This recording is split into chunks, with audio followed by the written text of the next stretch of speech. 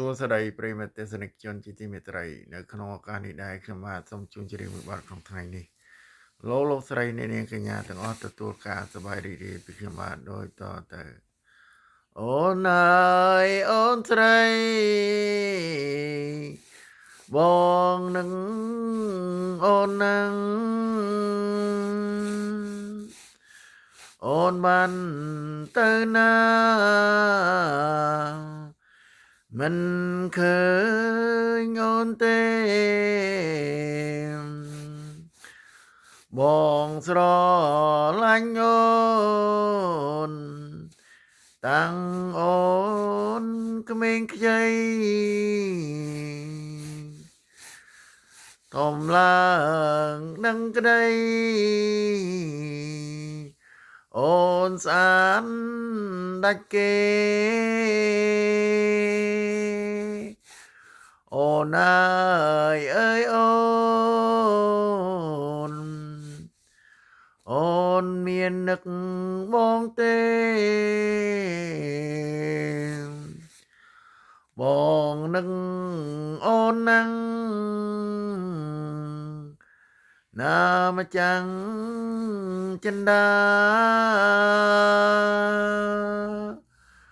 ទ្រង់បងខ្លោចតាព្រោះស្នេហ៍អូនអើយអូនអើយអើយអូនបងស្រឡាញ់អូនឥឡូវពេលនេះមិនឃើញរូបអូនអនុស្សាវរីយ៍នៅគ្រាថ្មីបងនឹងអូនស្រីស្នេហានឹងគ្នាបងស្រឡាញ់អូនអូនក៏ស្រឡាញ់បងតែនៅពេលនេះមិនឃើញអូនទេតាស្រមាស្ងួននាងបានទៅណាមិនឃើញកនិដ្ឋា